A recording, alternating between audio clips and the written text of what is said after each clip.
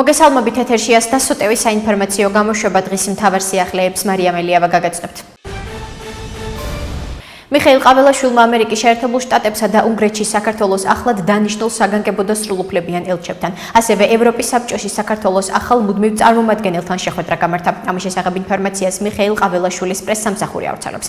მათივე ცნობით მიხეილ ყაველაშვილმა დიპლომატებს თანამდებობებზე დანიშვნა მიულოცა და მათ მომავალ საქმიანობაში წარმატებები უსურვა. საქართველოს საგანგებო და სრულუფლებიან ელჩებად აშიშიში თამარ ტალიაშვილი, უნგრეთში ნიკოლოზ ლალიაშვილი, ხოლო ევროპის საბჭოში საქართველოს ახალ მუდმივ წარმომადგენლად ხატია ილოსანი დაინიშნენ. შეხვედრა პრეზიდენტის სასახლეში გაიმართა. ნათქვამია ინფორმაციაში.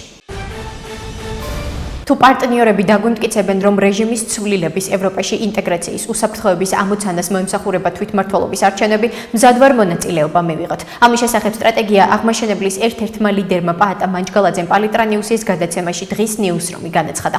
მეორე მხრივ, როგორც მანჯგალაძემ განაცხადა ჯერჯერობით რჩებიან იმ პოზიციაზე, რომ თვითმმართველობის არჩევნებში მონაწილეობას მაშინ ექნებოდა აზრი, საქართველოში არჩევნები თავისუფალ და დემოკრატიულ გარემოში რომ ტარდებოდეს, რაც ასე არ არის. მისი განმარტებით შექმნილი პოლიტიკური ვითარებიდან გამოსავალი არის რეჟიმის ცვლილების საკითხში ოპოზიციის ერთობაში. რაც შეეხება სხვა საკითხებს, პაატა მანჯგალაძემ სტრატეგია აღმაშენებლის ლიდერ გიორგი ვაშაძეს სასამართლო პროცესზეც ისაუბრა და არ გამორიცხა, რომ ვაშაძის მიმართ პატიმრობის განაჩენი დადგეს.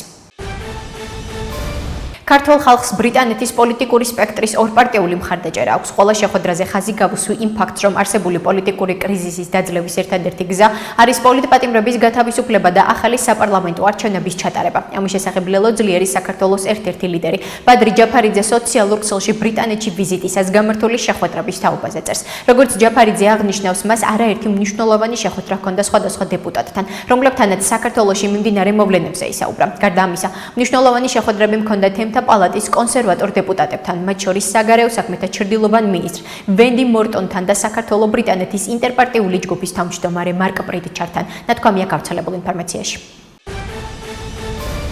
ქართული ოცნების რეჟიმი საქართველოს სტალინისტურ რეჟიმად აქცევს. ამის შესახებ ევროპარლამენტარი ნატალი ლუაზო X-ზე წერს. ევროპარლამენტში გამოსვლა მაშინ, როდესაც შენი ქვეყანა ევროკავშირში გაწევრიანების კანდიდატია პრობლემებს შეგიქმნის. ქართული ოცნების რეჟიმი საქართველოს სტალინისტურ რეჟიმად აქცევს, წერს ლუაზო. კერძოდ, ლუაზო საერთაშორისო გამჭვირვალობა საქართველოს პოსტს ეხმაურება, რომელშიც აღნიშნულია, რომ ივანიშვილი კუპრაშვილის ანტიკორუფციულმა ბიურომ ეკა გიგაურის მიერ ევროპარლამენტში გაკეთებული განცხადებები იურიდიულ საფუძვლად გამოიყენა მათი დაცვის ქვეშ მყოფი მოქალაქეების შესახებ პირადი ინფორმაციის მისაღებად და სასამართლომ მათ ეს მოთხოვნა დაუმტკიცა. ანტიკორუფციული ბიუროს უფროსი რაჟდენ კუპრაშვილის საქართველოს ადვოკატთა ასოციაციის თავმჯდომარე დავით ასათიანს და ასოციაციის სხვა წარმომადგენლებს შეხვდა. ამის შესახებ ინფორმაციას ანტიკორუფციული ბიურო ავრცელებს. მათივე ცნობით საუბარი შეეხებოდა საქართველოს ორგანულ კანონს, მოქალაქეთა პოლიტიკური გაერთიანებების შესახებ, საქართველოს კანონებს, უცხოეთის აგენტების რეგისტრაციის აქტისა და გრანტების შესახებ, მათი აღსრულების მექანიზმებს და მასთან დაკავშირებულ საკითხებს. ასევე კიდევ ერთხელ განმარტა, რომ ბიუროსთვის მუშაობის პროცესში კანონის უზენაესობის პარალელურად განსაკუთრებით მნიშვნელოვანია საქართველოს მოქალაქეების კონსტიტუციური უფლებების დაცვა და კიდევ ერთხელ დააფიქსირა, რომ ბიუროს მიერ გამოთხოვნილი ინფორმაცია უკავშირდება მხოლოდ და მხოლოდ კონკრეტული გრანტის მიმღებიან პოლიტიკური აქტივობის მქონე ორგანიზაციების საქმიანობის მიზნობრიობაში გარკვევას და მოიცავს მხოლოდ დაფინანსების ფარგლებში გაწეული აქტივობების შესწავლას. ნათქვამია ინფორმაციაში. ივანიშვილმა გარყუნა ქვეყნის ანტიკორუფციული ბიურო მისი მარიონეტის რაჟდენ კუპრაშვილის მეშვეობით. ის ყველაფერს შესაძლებელს აკეთებს, რათა ქვეყანაში ჩინეთის დომინაცია უზრუნველყოს. ამის შესახებ კონგრესმენი ჯო უილსონი X-ის საკუთარ გვერდზე წერს. ანტიამერიკული ქართული ოცნების ლიდერმა ივანიშვილმა გარყუნა ქვეყნის ანტიკორუფციული ბიურო მისი მარიონეტის რაჟდენ კუპრაშვილის მეშვეობით, რათა რეპრესიები განეხორციელებინა პრო-ამერიკელი თავისუფალი ქართველების ნინო ევგენიძის, ეკა გიგაურის, მარიამ კაპანაძის, ქეთი ხუციშვილისა და ბაია პატარაიას წინააღმდეგ. ის ყველაფერს შესაძლებელს აკეთებს, რათა ამერიკა აკრძალოს და ქვეყანაში ჩინეთის დომინაცია უზრუნველყოს, წერს უილსონი. იმის საფრთხე, რომ ეს კონფლიქტი ირანის საზღვრებს გასცდეს, ბუნებრივია არსებობს. საჭიროა მისი პრევენცია, რადგან ეს იქნება დიდი კატასტროფა. ამის შესახებ ირანის ისლამური რესპუბლიკის საგანგებო და სრულუფლებიანმა ელჩმა საქართველოში მაჰმუდ ადებიმ პრესკონფერენციაზე განაცხადა, როდესაც უპასუხა შეკითხვას, არსებობს თუ არა ისრაელ-ირანის დაპირისპირების, გაფართოების და ესკალაციის საფრთხე. ელჩის თქმით, ირანი საკმაოდ ძლიერი სახელმწიფოა და ქვეყნის არმიას დიდი შესაძლებლობები აქვს და მოსახლეობას ნებისმიერ აგრესიისგან დაიცავენ. ჩვენს არმიას დიდი შესაძლებლობები აქვს ქვეყანა ნებისმიერი აგრესიისგან დაიცვას. ჩვენ არ გვაქვს შიში, რომ მოსახლეობას მოუწიოს ქვეყნის დატოვება. მოსახლეობაში შეინიშნება ერთსულოვნება. ისინი ერთმანეთის გვერდში დგანან, განაცხადა ირანის ისლამური რესპუბლიკის ელჩმა. საქართველოს ეროვნული ბანკის ინიციატივითა და ორგანიზებით დედაქალაქში ფინანსური ტექნოლოგიების თემაზე საერთაშორისო კონფერენცია იმართება, რომლის მიზანიც ფინტექის განვითარების სტრატეგიის შესახებ ცნობადობის ამაღლება. თბილისის მერიის ინფორმაციით, კონფერენციას თბილისის მერი კახა კალაძე საქართველოს პირველ ვიცე-პრემიერთან, ეკონომიკისა და მდგრადი განვითარების მინისტრ ლევან დავითაშვილთან და ეროვნული ბანკის პრეზიდენტ ნათია თურნავასთან ერთად დაესწრო და ღონისძიების მონაწილეებს სიტყვით მიმართა. ისივე განმარტებით, გამომდინარე იქიდან, რომ ფინანსური მომსახურება მოიცავს საბანკო, საინვესტიციო, სადაზღვევო და სხვა სახის მიმართულებებს საქართველოში ფინტექის, როგორც ალტერნატიული ფინანსური სისტემის განვითარება მნიშვნელოვანია. აფხაზეთის ავტონომიური რესპუბლიკის მთავრობის თავმჯდომარე გიორგი ჯინჭარაძე აჭარის ავტონომიური რესპუბლიკის ჯანმრთელობისა და სოციალური დაცვის მინისტრ ნინო ნიჟარაძეს შეხვდა. აღნიშნულ ინფორმაციას აფხაზეთის ავტონომიური რესპუბლიკის მთავრობის ადმინისტრაცია ავრცელებს. როგორც გავრცელებულ ინფორმაციაშია, ნათქვამი გაცნობიტი ხასიათის შეხვედრაზე ჯანდაცვის მიმართულებით არსებულ გამოწვევებზე, სამომავლო ხედვებსა და გეგმებზე ისაუბრეს. განსაკუთრებული ყურადღება დაეთმო აჭარის რეგიონში მცხოვრები აფხაზეთიდან იძულებით გადაადგილებული პირების სოციალური საჭიროებებისა და მათთვის ჯანმრთელობის სერვისებზე ხელმისაწვდომობის უზრუნველყოფის საკითხებს. ნათქვამია გავრცელებულ ინფორმაციაში.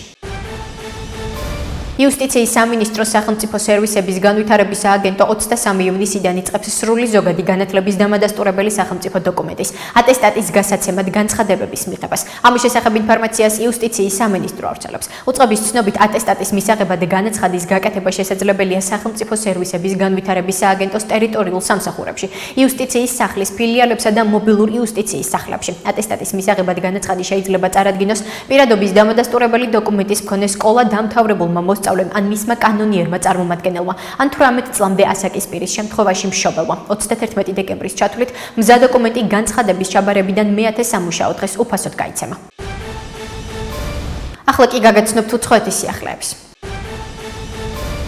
დიდმა ბრიტანეთმა და ევროპის ქვეყნებმა დონალდ ტრამპი გააფრთხილეს, რომ ირანზე ამერიკის შეერთებული შტატების ნებისმიერმა თავდასხმამ შესაძლოა საფრთხე შეუქმნას დასავლეთს. ინფორმაციას ტელეგრაფი ავრცელებს. დიპლომატიურმა წყაროებმა გამოცემას განუცხადეს, რომ ვაშინგტონს ასევე ეცნობა, რომ სამხედრო ჩარევამ შესაძლოა მთელ ევროპაში ტერორისტული თავდასხმების ტალღა გამოიწვიოს. გამოცემის ცნობით, შტატების პრეზიდენტმა დონალდ ტრამპმა შესაძლოა ეს არგუმენტები გაითვალისწინოს, განსაკუთრებით იმის ფონზე, რომ ის წარსულში თავად იყო ირანის ხელისუფლების მიერ დაქირავებული მკვლელობის გეგმის სამიზნე. ცნობისთვის, გაერთიანებული სამეფოს, გერმანიისა და საფრანგეთის საგარეო საქმეთა მინისტრები დევიდ ლემი, იოჰან ვადეფული და ჟან ნოელ ბარო ჟენევაში ირანის საგარეო საქმეთა მინისტრს აბას არაღჩის შეხვდებიან.